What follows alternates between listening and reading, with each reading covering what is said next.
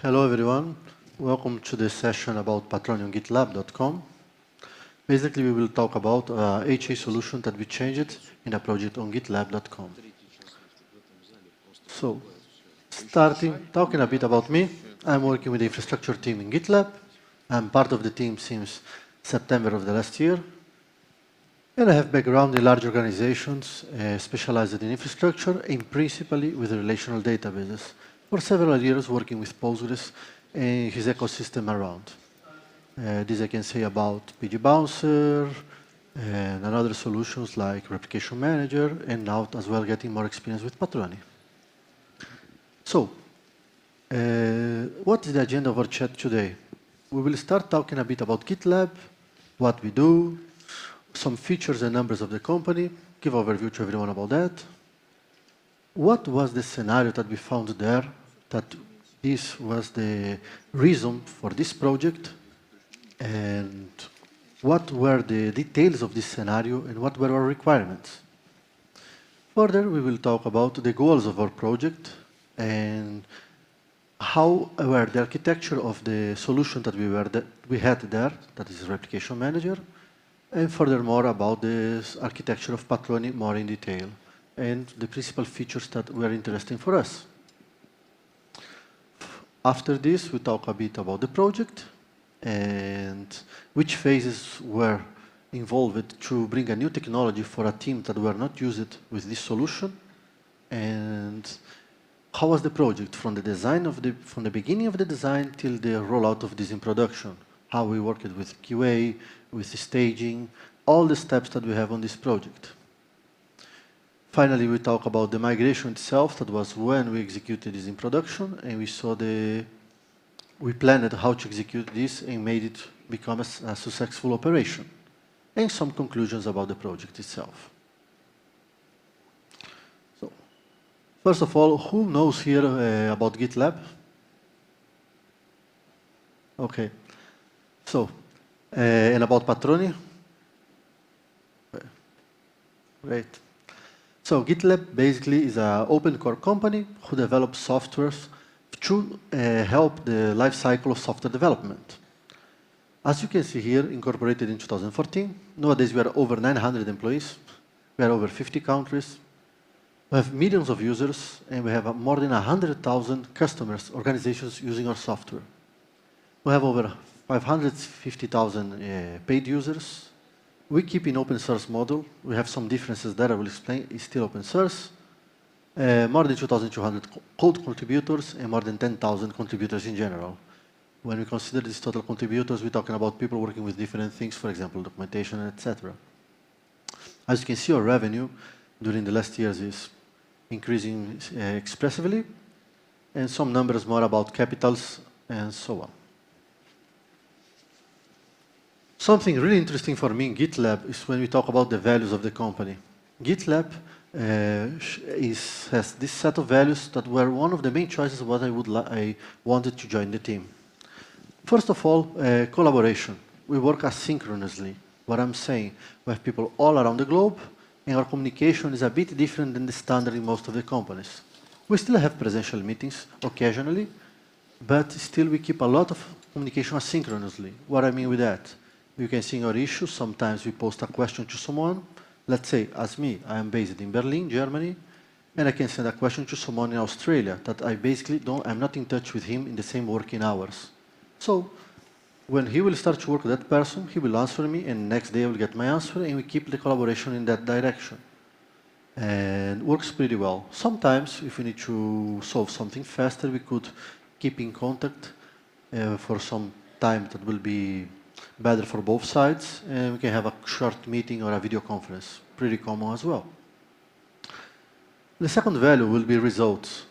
How we measure results. We don't track hours, we track what comes from our efforts. This is really expressive in the culture from GitLab. Efficiency. Yes, we like boring solutions. What do we say with that? We wouldn't like to attempt to solve a problem with a beta version of this solution just for some XYZ reason. We would prefer to come with a stable and reliable solution, and with that, execute all the process to make it happen properly in production. Diversity. Yes, we work remotely, so we have people all around the globe. We have different cultures, different ways of thinking about the same problem or solutions. And for this diversity, we understand that we can get better results with that. One of my favorite points comes now, iteration. We don't want never to have like a huge project deadline to bring a huge commit to the platform. Our point always is to try to work with a minimum viable change. With this minimum viable change, we look for continuous delivery that instead of deliver once a huge chunk of code, we will try to roll out this slowly and constantly to impact less production. And also with that, we can test better and keep the platform more stable as we desire. Something that as well is really interesting in GitLab is our level of transparency. You can check all the documentation or everything that is going on in the company, or strategy, roadmaps. Inside of the roadmaps, you can look for the epics that are the main projects that we are developing and everything that we are doing. Issues.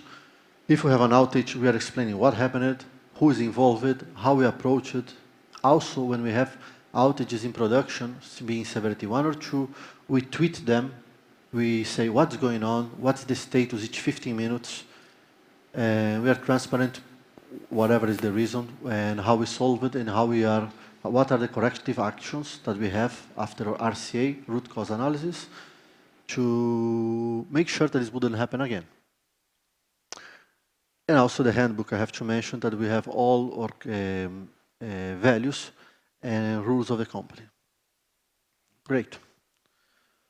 So, and here as well about some features of GitLab. As you can see, we have plenty of them. We're still in development of more of them. Some of them that I would like to mention is the continuous integration, continuous delivery. We have as well the most famous, that is the source version control with Git, Kanban boards, etc. And tracing we are releasing now. There's a lot of new features and really interesting stuff that our customers ask for us, and we attempt to deliver them as best as we can. Great. The next one is about customers. As you can see, we have some interesting names that are using our solution, and we are really glad and proud of that. And basically, we have two distributions that those customers use. It's like Enterprise Edition, that has some special features and support, and Community Edition, that's open source.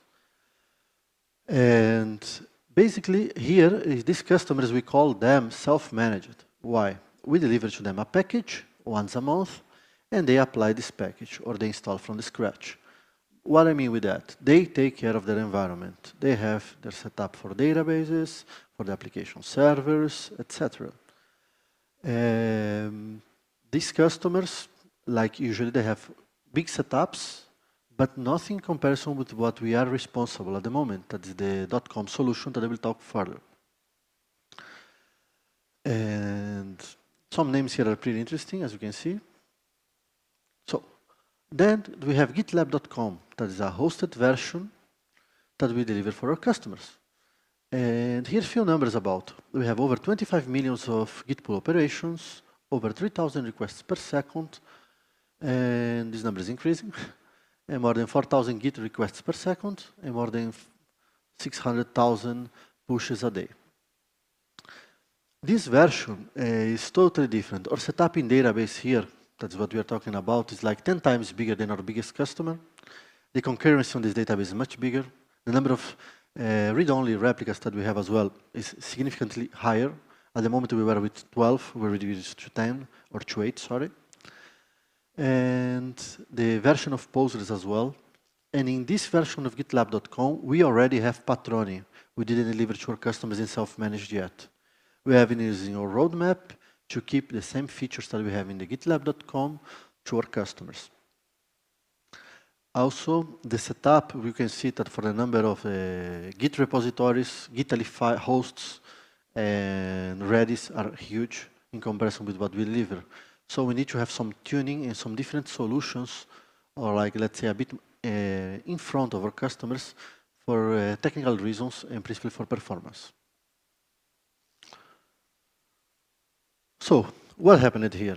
2018, we had like a setup with a Replication Manager for our high availability solution for Postgres. What should do Replication Manager?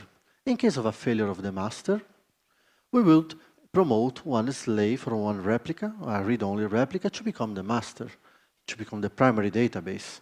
And when we execute this failover, it should be the most transparent possible. Same thing should happen when we have a read-only database. When we have a read-only database that has a failure, we should promote or transfer the traffic to a secondary read-only. We were having some problems with the Replication Manager. When we have to do some maintenance for execute some change of configuration or in the OS, and we needed to execute some restart, the application was not behaving as expected. The main problem that we have in 2018 as well was during the migration, because we moved from platforms. We were in Azure, and we moved to GCP, Google Cloud Platform. And we did some tests, attempts, tests, and so on. And of course, for us, the scenario was, we blocked the traffic, we did a shutdown of everything, we attempt to move the whole platform to the other platform, and start the services again. When we executed this part of the process of the migration itself, we saw that 2 nodes were promoted to master. And if we could have raised the applications with that, we could end up with some problems, because if you have 2 masters writing at the same time, you could lose information when you will try to resync everything. So then we saw this scenario and we decided that we need to change it. And also some customers started to report some issues with the Replication Manager. In general, our customers have small scenarios. I'm saying mainly a master and one primary database and one read-only database. But still, some bigger setups or some of those customers reported problems. We have some issues, we have the track of them, and we decided that, yes, we need to change our solution of high availability. How we can do that? First of all, if we know our problem, we need to look in the market, what are the solutions for HA for us, and which of them could fit for us better. We need to remember, GitLab works with open source. We wouldn't be interested in anything proprietary, license model. And also, when we have this kind of technical solutions to achieve, we always have an internal process that we developed between 2018 and we improved it in 2019. That basically are 3 parts of this, in 3 parts. One of them is blueprints. In the blueprint, what we do? We define the problem or what we want to achieve. We start, for example, a good example, we want to change the file system that we are using for GitLab servers or any other application. Okay, we say we want to change the file system because we want some new features. Let's compare. We could have XFS, we can have X4, we can have ZFS, and we start to explain. In the document, we document all of this. All the blueprints and design docs are in our handbook. And we explain what are the solutions available or what we think can be a good solution and why we go in one direction or in the other. So, having the blueprint finished, we will take a decision which of them we will implement. Let's say, as in the example I mentioned, we would like to change the file system for ZFS because we want to use snapshots. That's something that we are studying, by the way. So, then we will have like a design document. The design document will be something more practical where we will implement the solution. We will see all the points of the implementation, which package we will use, how we will install, where you will install, the parameters, how will be the rollout, how we will test this, how we will run our application over the solution. These will usually involve staging, QA, etc., to be sure that our solution will work properly. Sometimes during the design doc, we are as well learning about the solution. For example, during our project of Patroni, our team was not our team didn't have a deep knowledge about Patroni. And we got this knowledge during the process of the design document, working with some consultants that I will mention later. In the design document, we define all the technical aspects, how we want to implement, which flags we want to use, which kind of setup, etc. in detail, even flags. Later on, we will break this design document in projects. Sorry, in a project. This project usually we break in milestones, and each milestone we will do parts of the project to keep the track of what are we doing and how we will deliver. Mainly, we use milestones of 2 weeks. Great. So we had our problem with Replication Manager, and we needed to find a solution that will fit for us better. We saw 3 possibilities here. Using of Stolon, upgrade the Replication Manager, and use Patroni. We have a consultant company specialized in Postgres, called Ongres, that they were with us during the whole project, and they help us from the blueprint, from the design of the blueprint, till the rollout in production. This company has a lot of experience with Patroni as well. We have a really good cooperation with them, and they are one of our main resources for DBREs, database reliability engineers. So, but going back a bit about the points here. Why we chose Patroni? Principally because Stolon was not so used widely by the community for us, for our understanding, and also we had like some performance possible bottleneck on that we considered a risk. Second point, we thought about upgrading Replication Manager, and we didn't like the documentation available, and the problems that we had, as I will explain further in the architectural analysis, didn't fix what we expected. So we understand that Patroni was the best solution, as I will explain later, for our HA. Then we decided Patroni in our blueprint. Great. Let's talk a bit about the architecture of Replication Manager. As described in the documentation, is the most popular replication manager for Postgres. Okay, has some good features. We can provision new replicas. We can execute manual switchovers, automatic failovers. Works. Something that we should consider here is like Replication Manager writes the state inside of the database. That's something that, as I will explain when we look for the architecture of Patroni, we understand in our cases that using a distributed consensus storage is more interesting for us. So for this is the point, one of the main points that the Replication Manager was not interesting for us. They keep the information inside of the database, and by stream replication, you have this in your read-only replicas. Okay, here's like how we implemented Replication Manager. This is the architecture that we have there. The application communicates with a PD bouncer. The PD bouncer will connect directly to the database. Each one of the nodes of the database basically will have Postgres running there. We have 2 daemons there, the Replication Manager and the console. The PD bouncer node as well, as I said here, the PD bouncer node will have PD bouncer and console. And also we have a cluster of console receiving this information of who is the master and who is the secondary. So this was basically our setup with the Replication Manager. Then comes our point with Patroni. Patroni is a template for you to create your own customized high availability solution using Python. You use a basic DCS, distributed consensus storage. In our case, we use console because we have this and we widely use it inside of GitLab. The DCS makes us to be sure that we have a very strong correctness guarantees. And all the nodes see the same information, so we do not have problems, and this happens all the time. Okay, how Patroni operates. Some important information about Patroni. The nodes periodically writes to DCS his position about the replication, the leg that they have, so we know in which point is each node. This will be really interesting in the case of a failover, so we know which one would be the guaranteed one to be the best option as a possible new master database or primary database. The master database holds a lock that needs to renew every number of seconds, so if he keeps the lock, we know that this is the master. We have a query, I will explain later in the next graph. The load balancer is always asking who is the master, and it has a flag that says. It's how we implement it in our scenario. If the master loses this lock, is what is the event that will trigger to execute a failover. That will be election for see what is the next candidate to be the next master. Also, we have an internal load balancer for the read-only queries to do the split of the traffic that we have.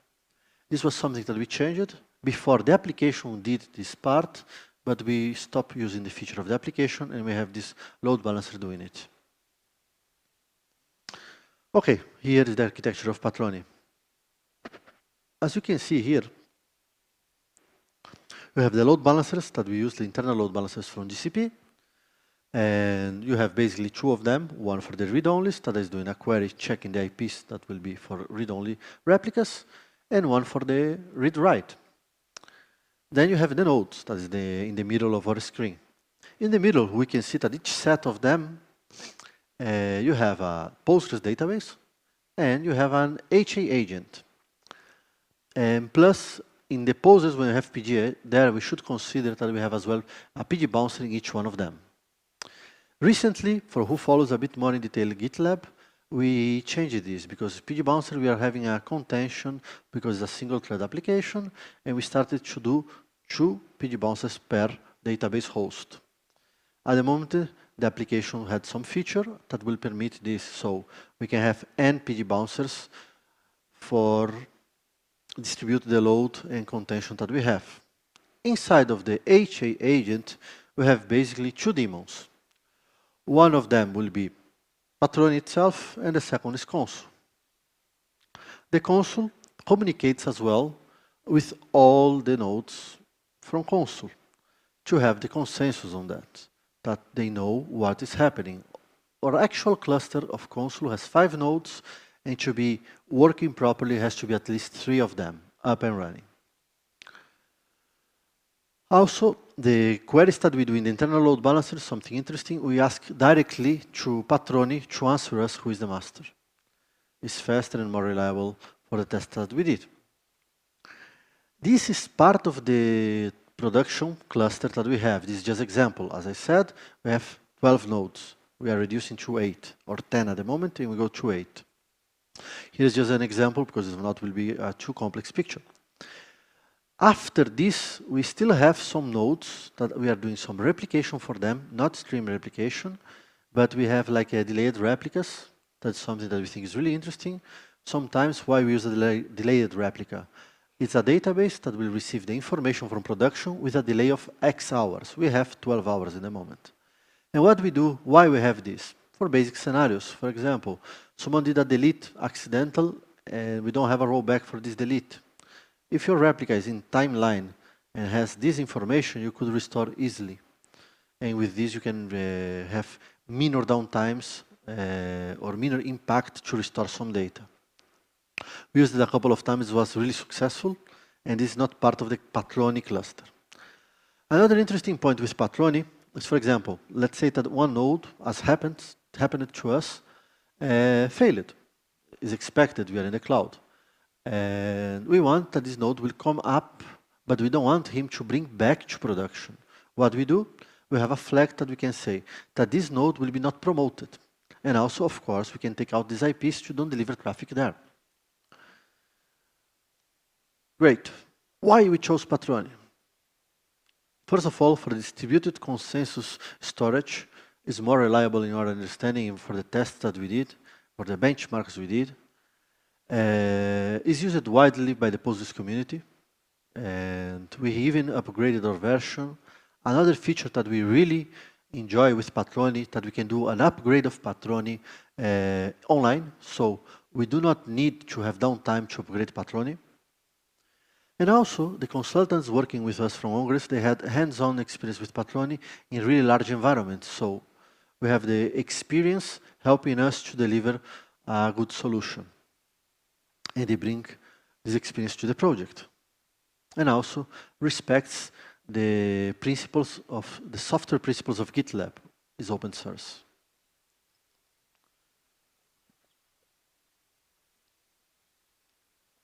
So, how was the project? As I mentioned, we have a blueprint where we defined the problem, we saw the solutions, we did a choice, as explained in overview. Then we started to do design doc. When we started to design doc, we should remember that the engineering team in GitLab, the SREs and DBREs, they're not familiar with Patroni at all. It was the first time they get in contact, and they need some time to understand better the solution. For this, what they have to do? They will install their virtual machines, they will play around, they will talk with the consultants, we will do demo sessions, we will do troubleshooting sessions, and we will make the environment be known and everyone be more familiar with that. And to be honest, even in this part, there is a lot of things that the team has the understanding of how it works, but you don't know the use cases that you will see in your day by day. For example, one node failed. What do you do with that node? Do you want to put it back? No.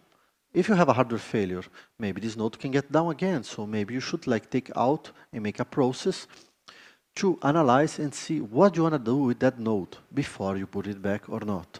Or also investigate what happened there. What was the load from traffic, or which kind of failure generated that the node was demoted. Okay, after the team gets familiar with Patroni, we go to the next step. We create a staging environment with Patroni. As we had before, as we have, our staging environment tries to be the most similar possible with the production environment. So we had there a cluster with Replication Manager. What we had to do? Change all our chef cookbooks and all our monitoring to have one cluster with the staging with Replication Manager, and we're creating a new cluster with Replication Manager. Sorry, with Patroni. So you have the two clusters there. One cool point is when you do the setup of Patroni, you can ask for replicate from another cluster and you start to create your own. It's what we did with Patroni. When we created the staging, was a lot of development for us for our provisioning, monitoring, etc. And then we start to think about how we will do this migration, because we will have to do the same in production. We will do a second cluster with Patroni, has to be up to date, receiving the application, and then we will plan this failover. But let's go back to the staging. Then we need to test the process, how we will do this failover.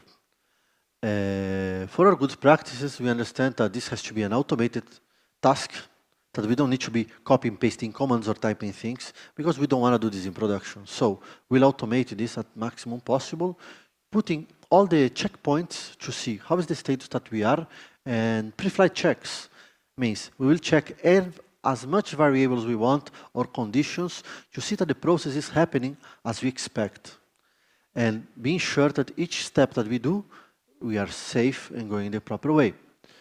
When we did these failovers in staging, we are simulating what we will do in production. So why I'm saying that?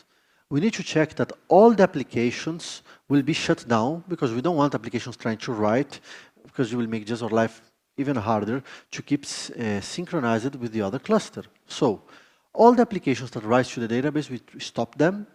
And some of them, we noticed to improve and reduce the downtime, we could left them hanging. If the database shut down, the job couldn't be completed, and we would prefer to simply wait to redirect for the secondary cluster, and then will be restored the job or the task that was being executed. So going back, we had a cluster with Replication Manager, a cluster with Patroni. What will be our steps? We will stop all the applications that we need, be sure that everything, that the database is stable and nothing is writing there. We will shut down and execute the failover, and then we will redirect the access that we had in that master primary database to the Patroni database. Another team that worked with us in detail was the QA team. When we executed, every time to execute the process, we saw steps to improve, more checks to add, and every time we tested that the application was working properly and we didn't have any surprises, didn't affect any feature, and the platform was running normally in production or staging. Then, when we are confident that our process in staging was being executed with the minimum human interaction and all the checkpoints and everything was working proper, Preflight Checks, we decided that we can schedule a migration. Great. How was our migration, or how are the migrations in GitLab? Usually, you are allowed to execute a dry run.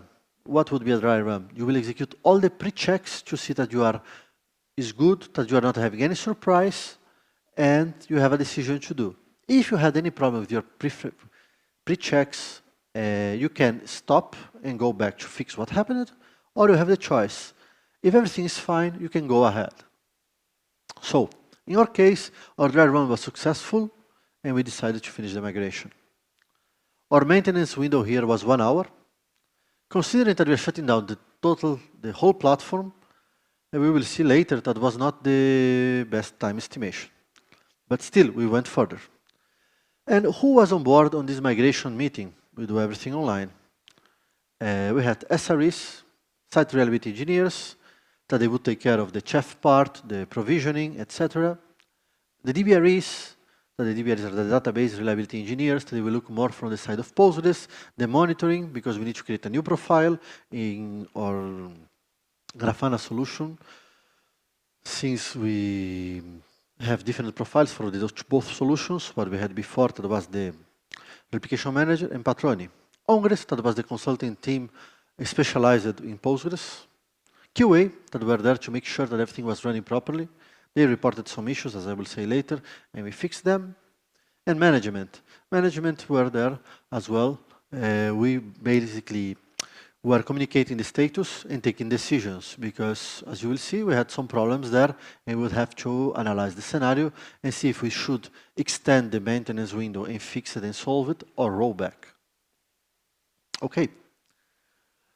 We had like the migration with success, and basically what we did is like we stopped the whole platform. We had a node there, and we did a failover. We stopped and we promoted the node or the master database, the primary one, in the Patroni node, the Patroni cluster.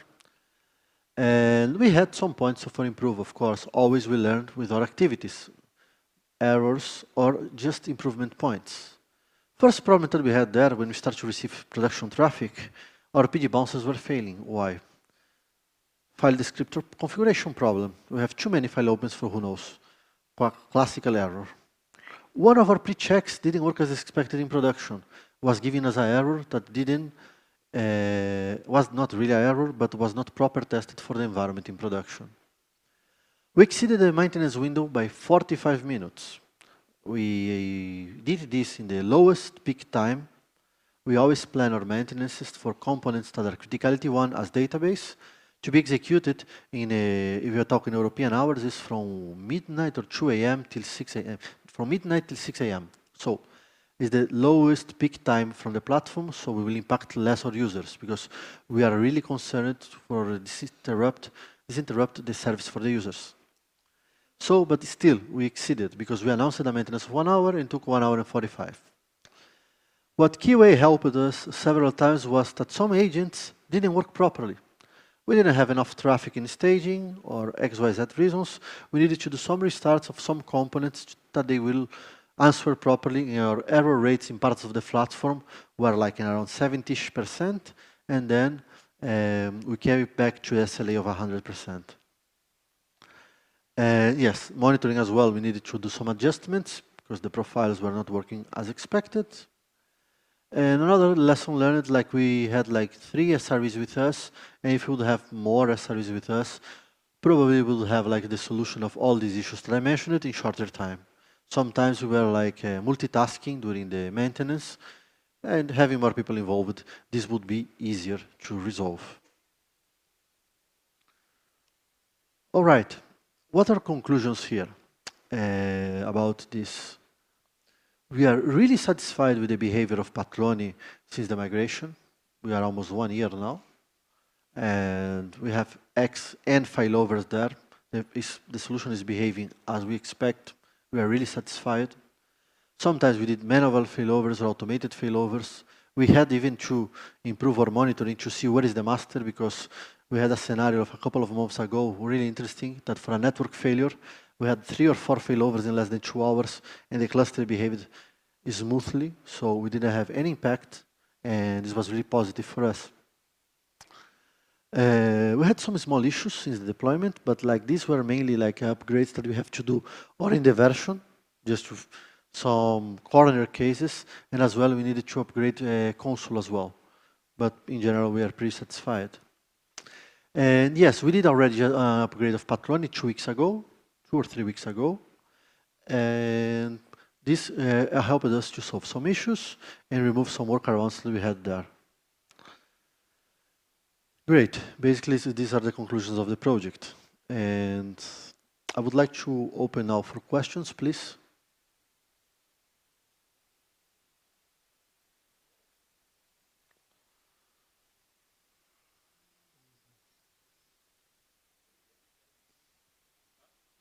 Да, включилось. So thank you so much for sharing this experience, because no matter how thorough you prepared, there is something always goes wrong, and maybe you have that trembling sensation, and well, you are glad when it's all over.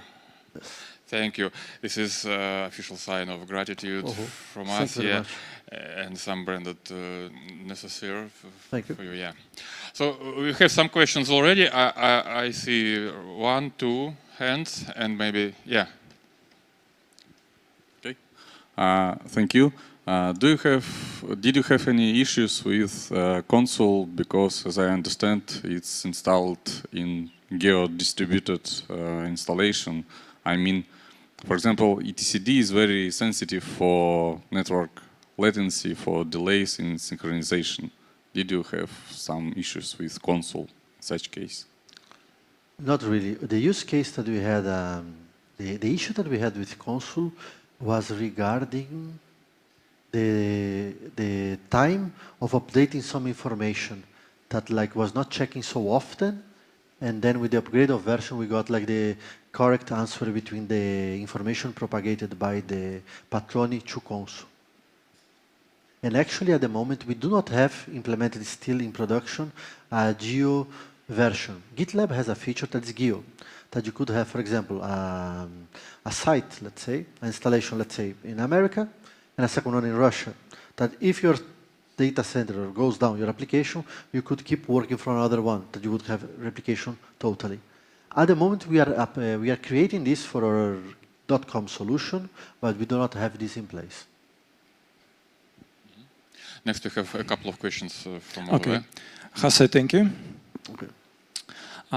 So my question is, do you use Patroni Replica for read-only queries from your application, or all traffic from application goes straightly to the master?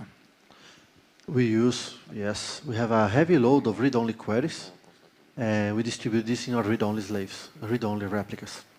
Okay, where you split the traffic, read-only or read-write? The application, on application we have level, yes. yeah? Okay. The application, you will have 2 data sources, basically one for read-write and another one for read-only.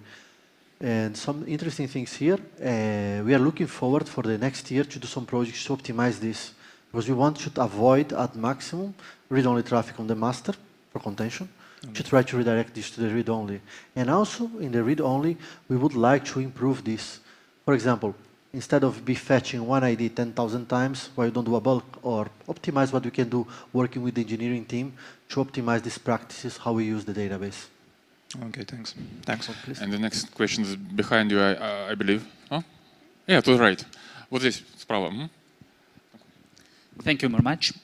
I have a question regarding stopping the traffic on the application before the switchover. Could you please provide some examples maybe and explain whether this decision to stop the traffic before the switchover was application specific, either it's Patroni specific or it is Postgres specific? Thanks. We needed, it's a really good question, we needed to do this regarding the application.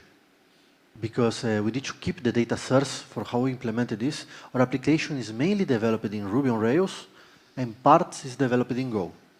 So for us to keep the synchronicity of the platform, we decided that we need to shut down the application, and then when we ramp up again, have the data source pointing to the new cluster, because it was pointing first to the Replication Manager cluster and later to the second one.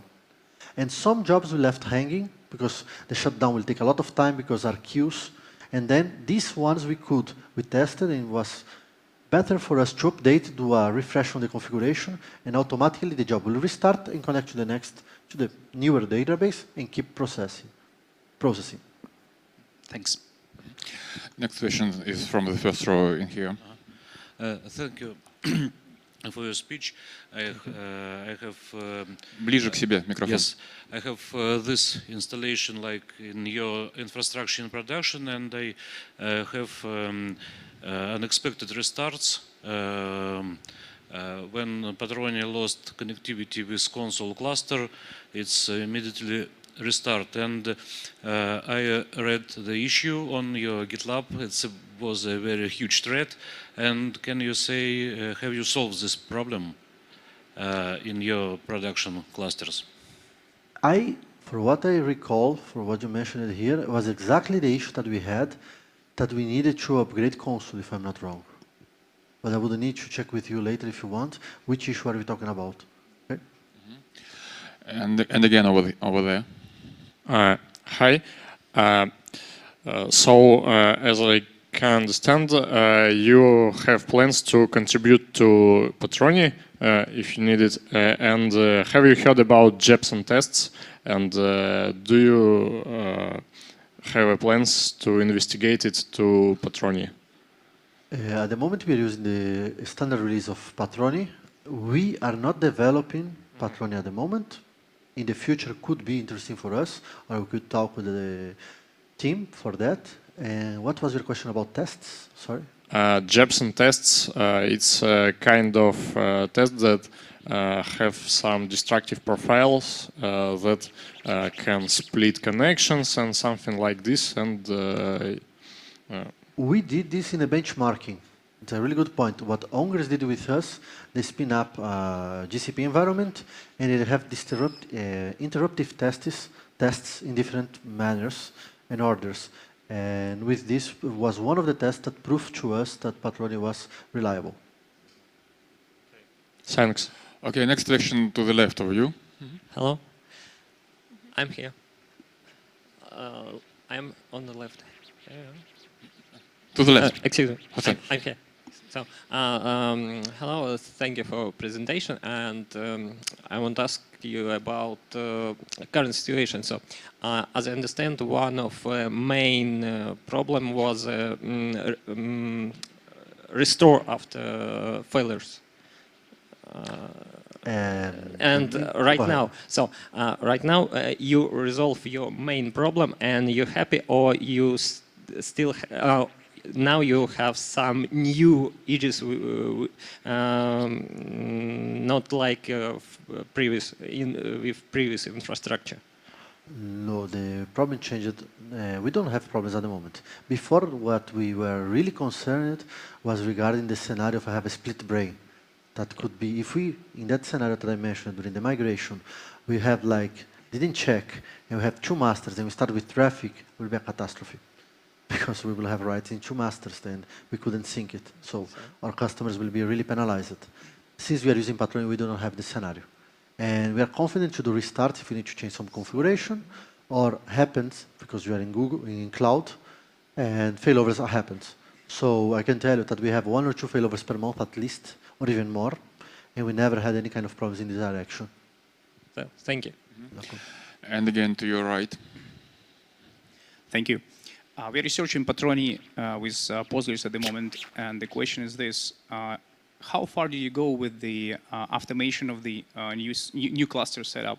Say, somebody tells you you need a new cluster for like stage, whatever, like development or something. How long it takes? It's a really good point. We have two things interesting to mention here. You can use GCP snapshots or snapshots, ZFS snapshots if you have, that you could get the cluster faster, but also for generating this, like a restore can take a lot of hours. If you get a backup from scratch, a PG-based backup, and restore will take plenty of hours. And some interesting points to mention here is like for the staging, we need to obfuscate data because you have sensitive data about name of customers, projects, and you don't want to be this available in staging because you will be not respecting your customers, and there is some legal reasons on that. But basically, like the approach that we are studying, and there is some projects on that, is using snapshots. Another interesting point on snapshots that you need to open a backup to take a snapshot to keep consistency, because if not, GCP doesn't guarantee you the synchronicity of the state of the database. and you can get to an inconsistent state. Did you try Postgres operator Postgres for Kubernetes, like so you can? Is another project or another tendency that we are studying. There is another project that we have some threads open for that, and we look in the future for that. Thank you. And more to your right. Do you have periodic intentional failovers in your production system? No, at the moment we do not. We have plans to execute failovers for testing, but at the moment no. As I mentioned, we have our average of failovers, I can say, is one in a month or 40 days. For XYZ reasons, can be a network blip, or can be a hardware failure that happens sometimes, or some load that we had on a database, or like as we had like recently now something interesting. We had a load that was not by PG bouncer, so we saturated connections, it generated a load on the machine that Patroni didn't answer as expected, and then did a failover. So yes, we have plans to execute this in a planned manner in the future, but we do not have at the moment. And the next sharp to the left. Thank you. My question is, what mode of PG bouncer do you use? Transactional, sessional? Transaction. And do you use pause and resume functions of PG bouncer? Which functions exactly? Could you repeat, please? Pause or resume transactions, no? Not really. Like we have our queues, and we did, if you check our issues, we did a rebalancing on them because we had like too many threads open to the database. We reduced it and we gained a lot of performance on that. This happened like 3 to 6 months ago. Okay, thank you. Еще вопросы остались, ребята? So, Jose, I want to ask you to remember questions and choose the one you liked most. Okay. Which one was that? The question. Yeah. Yes. We can talk about the question from the testing environment. Testing environment. Yes. Who was that? Yeah. In white shirt. Come here. Oh, white shirt. Пойдем. На сцену пойдем. Ты лучше вопрос задал, давай. Oh, thank you very much. So try to remember what's your name, whom do you work for, and tell us why did you ask this question. Hi, my name is Gosha. I'm from Yandex at Yekaterinburg. I work at a team of managed databases at Yandex, and also we develop our tool for managing Hey cluster. So we considered about using Patroni, but decided to choose our solution. Okay. So thank you very much. Thank you. Thank you, Jose, once again. Yeah.